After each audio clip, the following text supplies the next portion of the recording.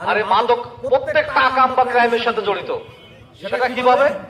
প্রথমে ছেলেরা আমি টাকা দিলাম ভালোবাসে, চা খাবে হয়তো বিস্কুট খাবে, এই জন্য আমি টাকা দিলাম, তো বাবা দিয়ে 10 টাকা দেবা 20 টাকা।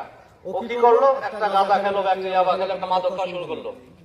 এরপরে বাবা যখন জানতে পারলো মাদক খায়, তখন তো বাবার টাকা দেবে না, স্বাভাবিক।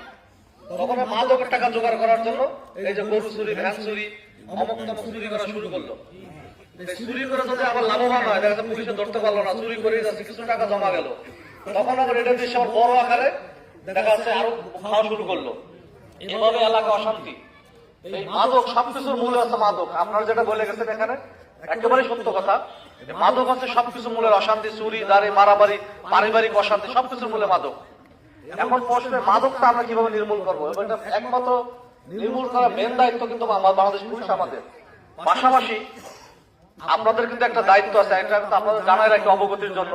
সেটা বাংলাদেশের পুলিশের আইনেই বলা আছে যে কোন জনগণের সামনে যদি কোন দ্বিতীয় অপরাধ, এমন কোন অপরাধ করা হচ্ছে যার কারণে মামলা নেওয়া যাবে, যেমন মারামারি, ডাকাতি, চুরি, মাদক, সেটা কিন্তু পুলিশ না থাকলে আপনি অ্যারেস্ট করতে পারবেন। অ্যারেস্ট করে পুলিশের খবর দেবেন, পুলিশ মামলা দেবে। এটা কিন্তু আইনেই বলা আছে।